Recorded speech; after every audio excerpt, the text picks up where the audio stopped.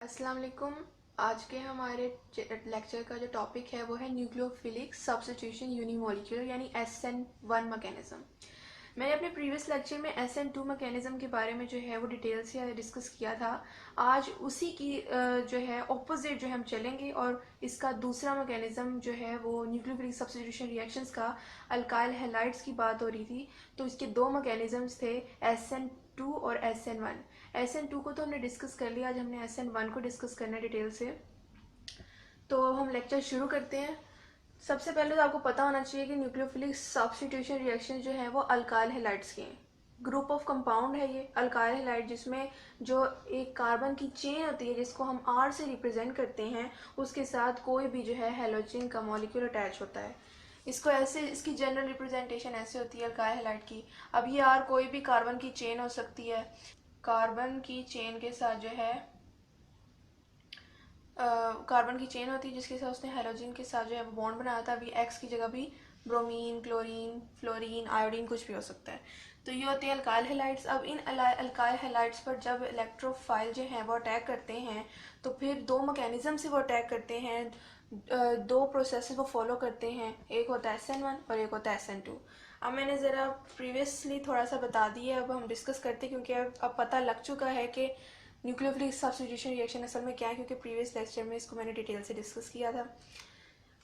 अब हमने SN1 mechanism की बात करनी है। तो SN1 मैकेनिज्म में क्या होता है कि अल्काइल हैलाइड पर जब न्यूक्लियोफाइल अटैक करता है तो बॉन्ड ब्रेकेज और बॉन्ड फॉर्मेशन ये दोनों साइमल्टेनियसली जो है वो नहीं होती, साइमल्टेनियसली नहीं होती, बल्कि पहले होती है bond formation, sorry bond breakage, और फिर होगी बॉन्ड फॉर्मेशन। यानी कि ये स्टेप बाय स्टेप जो है चलेगा। SN1 SN2 से डिफरेंट क्यों है, इसकी यही वजह है। अभी बहुत सी डिफ्रेंसिएशन और हम करेंगे SN1 और SN2 मैकेनिज्म में, क्योंकि बोर्ड में अक्सर क्वेश्चन आ जाता है कि differentiate between SN1 and SN2 mechanism. तो उसके लिए कम से कम 9 या 10 पॉइंट्स होना हमारे पास ज़रूरी है। उनमें से पहला ये था कि SN2 में साइमल्टेनियसली बॉन्ड ब्रेक भी हो रहा था और बॉन्ड फॉर्म भी हो रहा था, जबकि SN1 में bond breakage first and then bond formation. यानी कि ये स्टेप बाय स्टेप प्रोसेस होगा। यानी न्यूक्लियोफाइल जब अल्काइल हैलाइड पर अटैक करेगा तो वो दो process step by step follow करेगा, साइमल्टेनियसली नहीं करेगा। अब हम इसको देख लेते हैं रिएक्शन करके भी कि कैसे है।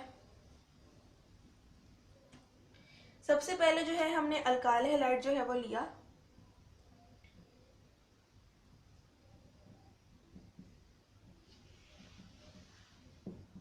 ये है टर्शियरी अल्काइल हैलाइड। मींस वो कार्बन जिसके साथ हैलोजन अटैच होता है उसे अल्फा कार्बन बोलते हैं। और अगर अल्फा कार्बन के साथ तीन कार्बन डायरेक्टली अटैच हों तो वो टर्शियरी अल्काइल हैलाइड कहलाता है। जबकि हमने SN2 मैकेनिज्म में देखा था कि प्राइमरी अल्काइल हैलाइड जो है वो एज अ इलेक्ट्रोफिलिक सेंटर काम करता है, जबकि SN1 में टर्शियरी अल्काइल हैलाइड जो है वो फॉलो करता है इस सब मैकेनिज्म को। अब हमने क्या करना है कि जैसे कि हमें पता है कि ये सब स्टेप बाय स्टेप होना है, न्यूक्लियोफाइल ने जब अटैक करना है तो स्टेप बाय स्टेप करना है। तो अब हम क्या करेंगे, टर्शियरी अल्काइल हैलाइड की आयनाइजेशन करेंगे। आयनाइजेशन होगी किसके प्रेजेंस में, एक्वस एसीटोन, एसीटोन की प्रिज्म में। ये है स्ट्रॉन्ग सॉल्वेंट, या तो हम एक्वस इथाइल अल्कोहल भी ले सकते हैं। यानी पोलर सॉल्वेंट होने चाहिए। मैं यहाँ पर लिख देती हूँ कि पोलर सॉल्वेंट होने चाहिए। अब हमने इनकी जब करवाई आयनाइजेशन तो वो स्लो हुई, जाहिर है क्योंकि कोवलेंट बॉन्ड है। ये कार्बन और कार्बन का जो बॉन्ड होता है वो कोवलेंट बॉन्ड होता है और उसको वो ओवरलैप हुए होते हैं एक दूसरे के ऊपर, जिसकी वजह से उसको ब्रेक करना जो है वो थोड़ा सा टाइम कंज्यूमिंग प्रोसेस होता है। तो ये जो है स्टेप, जो फर्स्ट स्टेप है हमारा, ये थोड़ा सा टाइम कंज्यूमिंग है, तो ये स्लो है। तो अब जो है ये दोनों की आयनाइजेशन जब हुई तो ये सेपरेट हो गए, और ये जो है स्टेप रिवर्सिबल होगा क्योंकि आयनाइजेशन का है। तो इस तरह सेपरेट हो गए, एक पॉजिटिव आयन और एक नेगेटिव।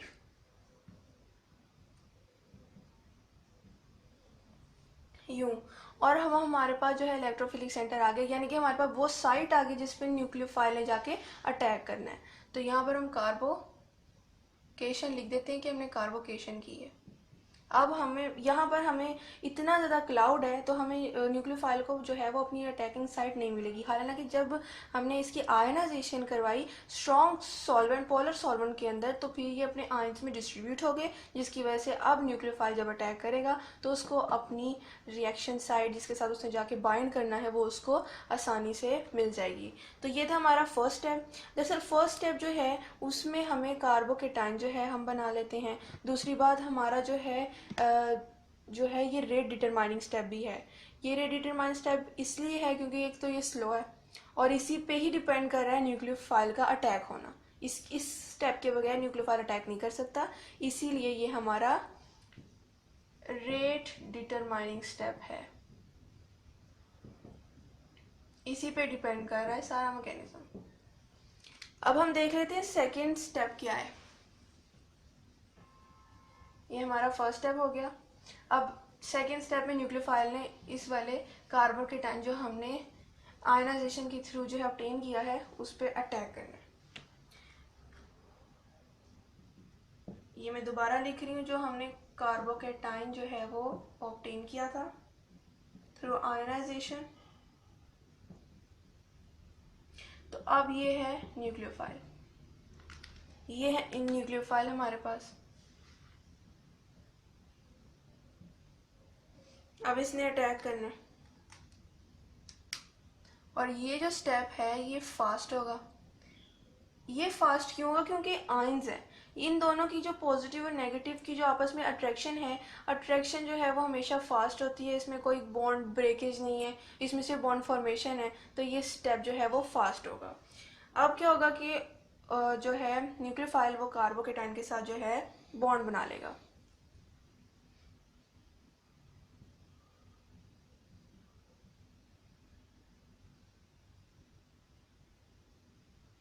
यूं। अब हमारे पास ये आ गई है प्रोडक्ट। ये देखें, अब क्या हुआ कि कार्बोकेटाइन जो है हमारे पास ये है एक प्लेनर स्पीशी जो कि न्यूक्लियोफाइल को अटैक को अलाउ कर रही है कि वो दोनों डायरेक्शन से जो है अटैक कर सकती है, यानी कि आसानी से जो है वो दोनों तरफ से अटैक कर सकती है। जिस तरह हमने SN2 मैकेनिज्म में देखा था कि OH जो भी न्यूक्लियोफाइल हमने उस वक्त लिया था उसको जो है कोई एक साइड नज़र नहीं आ रही थी जो सिवाय बैक साइड की, ऑपोजिट साइड ऑफ ब्रोमीन के ना, और उसमें है ब्रोमीन हमारा लीविंग ग्रुप था और वो सेपरेट नहीं हुआ था। लेकिन यहाँ पर ऑलरेडी न्यूक्लियोफाइल के अटैक से पहले ही हमारा लीविंग ग्रुप मीन्स के Cl- जो है, जो हमने फर्स्ट स्टेप में देखा था Cl- वो सेपरेट हो गया था आयोनाइजेशन के दौरान। यानी न्यूक्लियोफाइल से पहले ही हमारा लिविंग ग्रुप सेपरेट हो गया था, जिसकी वजह से अब कोई भी न्यूक्लियोफाइल के लिए प्रॉब्लम नहीं है कार्बोकेटाइन पर अटैक करने की, उसके साथ बॉन्ड बनाने की। तो वो इक्वल ईज के साथ दोनों डायरेक्शन से, किसी भी डायरेक्शन से कार्बोकेटाइन अलाउ कर रहा है एज अ इलेक्ट्रोफाइल कि वो दोनों जो है वो डायरेक्शन से अटैक कर सकता है। अब OH जो है इस पर अटैक करेगा और उसके बाद जो है ये प्रोडक्ट हमारे पास बन के आ जाएगा। तो अब हम इसकी कुछ इंपॉर्टेंट जो है वो पॉइंट्स जो है डिस्कस कर लेते हैं कि हमने न्यूक्लियोफिलिक सब्स्टिट्यूशन यूनिमोलिकुलर मैकेनिज्म में और क्या क्या चीज़ें हैं जो हमने जो है ऑब्जर्व की हैं। अब रिएक्शन जो है जिसमें SN1 मैकेनिज्म इन्वॉल्व था वो फर्स्ट ऑर्डर काइनेटिक्स जो है वो हमारे पास आ रहा है, और इसका जो रेट है वो डिपेंड सिर्फ कर रहा है कंसंट्रेशन ऑफ अल्काइल हैलाइड पर। SN2 मैकेनिज्म जबकि alkyl halide plus leaving group दोनों की कंसंट्रेशन पर डिपेंड कर रहा था, लेकिन यहाँ पर थोड़ा मुख्तलिफ है। और इसका अब हम रेट लिख के भी देख लेते हैं कि कैसे हमने इसका रेट जो है डिटरमाइन करना है। यूँ,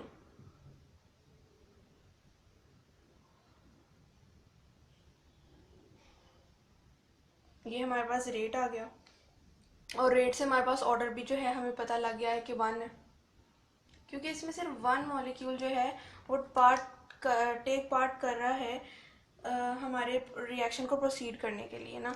इसीलिए तो इसको SN1 मैकेनिज्म कहा गया, क्योंकि इसकी मॉलिक्यूलैरिटी जो है वो 1 है, क्योंकि सिर्फ एक मॉलिक्यूल ने जो है वो सारे जो है रेट डिटरमाइनिंग स्टेप में हमने देखा था कि अल्काइल हैलाइड एक ही मॉलिक्यूल हमारे पास था जिसने आगे जो है जाके आयनाइजेशन की, जिसकी वजह से हमें रेट पता लगा, जिसकी वजह से हमें कार्बोकेटाइन मिला, तो न्यूक्लियोफाइल ने उसके ऊपर जाके अटैक किया। तो फर्स्ट स्टेप ही हमारा मेन प्रोसेस है, उसी को लेके चलना है। बाकी दूसरे प्रोसेस जो फास्ट था, इसमें तो फ़ौरन से हमारे पास प्रोडक्ट आ गई, इमीडिएटली जो है ये सब हुआ है। लेकिन इस स्टेप को करने के जो है बेस किसकी है, वो हमारी आयनाइजेशन प्रोसेस जो कि फर्स्ट प्रोसेस है उसकी है। तो उसके मुताबिक हमने ये तीनों चीज़ें जो हैं इनको डिटरमाइन करना है, यानी कि ऑर्डर भी वन, मॉलिक्यूलैरिटी भी जो है हमारे पास वन थी। अल्काइल हैलाइड सिर्फ था, उधर सिर्फ अल्काइल हैलाइड था, कोई लिविंग ग्रुप नहीं था।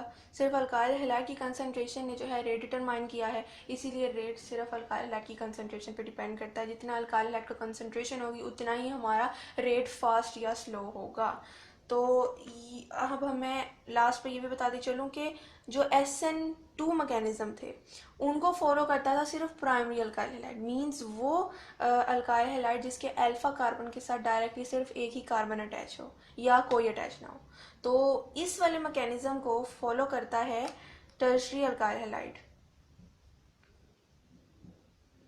ये मैंने फर्स्ट स्टेप में लिखा भी था, बल्कि टर्शरी अल्काइल हैलाइड इसको फॉलो करता है, जबकि सेकेंडरी अल्काइल हैलाइड के बाद बीच में रह जाती है कि वो किस मैकेनिज्म को फिर फॉलो करता है, क्योंकि मैकेनिज्म तो सिर्फ दो हैं। तो सेकेंडरी जो है वो दोनों SN1 और SN2 मैकेनिज्म दोनों को फॉलो करता है, उसके लिए हमें कंडीशंस देनी पड़ती हैं। लेकिन जो टर्शरी और प्राइमरी है, इसके लिए जो ये मैकेनिज्म है ये हम जो है वो स्टडी करते होते हैं, क्योंकि ये ख़ास तौर पे ये फॉलो करते हैं। तो ये था हमारा आज का topic, SN1 mechanism, nucleophilic substitution unimolecular. तो मैंने आपको बता दिया कि ये मैकेनिज्म यूनिमोलिकुलर भी क्यों कहलाए, क्योंकि इसकी मॉलिक्यूलैरिटी जो है वो हमारे पास वन है। तो मुझे उम्मीद है कि आपको अच्छी तरीके से जो SN2 और SN1 का जो डिफरेंस है वो क्लियर हो गया होगा, और कुछ स्टेप्स जो आप लिख सकते हैं बोर्ड के पॉइंट ऑफ व्यू से, वो मैंने आपको बता दिए सारे पॉइंट्स। तो आप मेरे चैनल को लाइक करें, शेयर करें, सब्सक्राइब करें और बेल आइकन पे क्लिक करें ताकि आपको नए आने वाली वीडियोस की नोटिफिकेशन भी मिलती रहे। शुक्रिया, अल्लाह हाफ़िज़।